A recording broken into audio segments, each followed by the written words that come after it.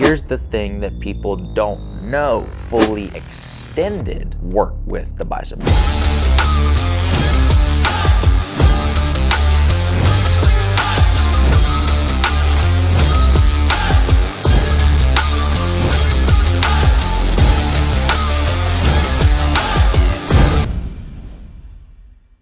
Let's talk about biceps, shall we? Big, beautiful biceps. Listen, welcome back everybody to another episode of Flex Friday. I'm your host, Brandon Burns, and I want to talk about some bicep training techniques that most people miss because, of course, biceps, to be completely honest with you, it's a vanity muscle. It's not all that useful in anything. You know, you want to do CrossFit, you want to do functional strength. I mean, when do you really need giant biceps? Like, when's it really going to help you out in life? Giant biceps are really not going to help you move a refrigerator any easier or whatever else that you might be doing in your life.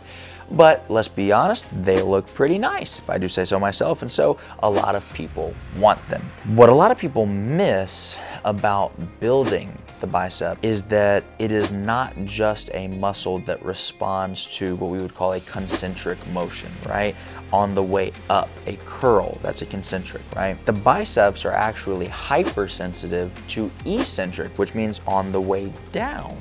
Matter of fact, concentric is generally for gaining strength. Eccentric is generally for gaining size. So there could be an instance where you would say, you know what, I really want to get bigger in my bicep. So maybe I should focus more on eccentric movement instead of concentric movement. Matter of fact, most muscles in the body, if not all muscles in the body, can handle more weight eccentrically than they can concentrically. And that makes a lot of sense. Think about it. It's easier to slowly resist something that's falling than it is to go against gravity and bring it up.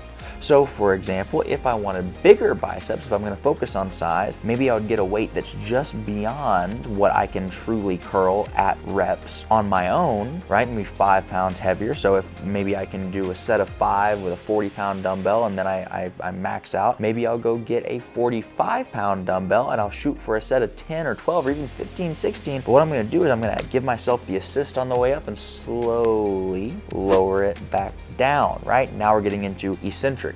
Here's the thing that people don't know. Gymnasts are known for having big biceps, and people don't understand why, because they're doing the concentric, they're doing the eccentric, and they're like, man, why don't I get these biceps like some of these gymnasts have? What is it they're doing that is the special secret, the special sauce? I'll tell you what it is. It is one step beyond. It is fully extended work with the bicep. What do I mean by fully extended?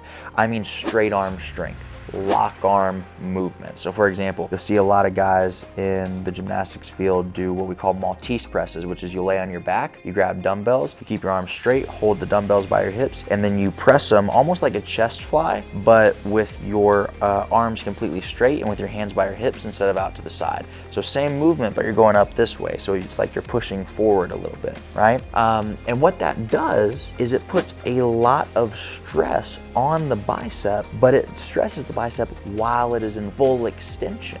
And so now what ends up happening, the reason why gymnasts' biceps are so round, you see the definition there, right? Most bodybuilders, they get mass, but they can't get that definition. They can't get the bubble shape, right? The reason for that is they're not working the edges, if you will, the part right near the insertion points, at the top and the bottom. The way that you can do that easier than anything else is with straight arm strength. Now let me give you a warning. Straight arm strength is also much more challenging and demanding on all the ligaments in the elbow, all the tendons in the shoulder, right? There's a lot of small little stabilizing muscles that are around your joints that you never even knew that you had until you start trying straight arm strength.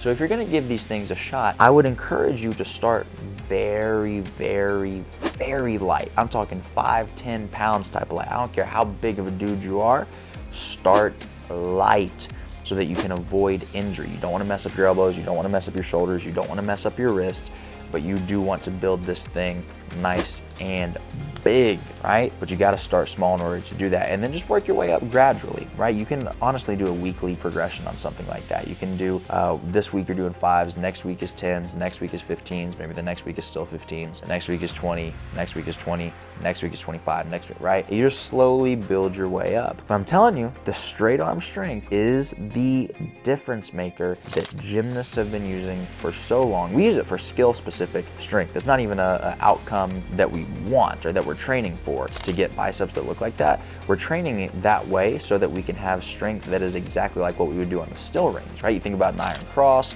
a planche, it's all straight arm strength. So the reason that we do those movements is to be able to do the skills on the rings.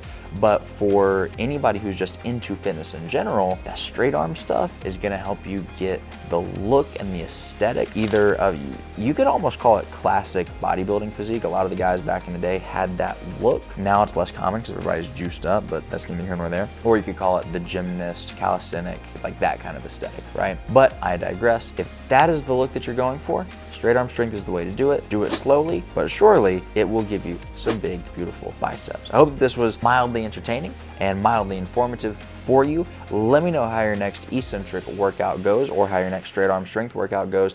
And if you get some nice results from this, one thing I promise you, it will make you soar. So enjoy. Thank you so much for watching Flex Friday, and I will see you on the next one.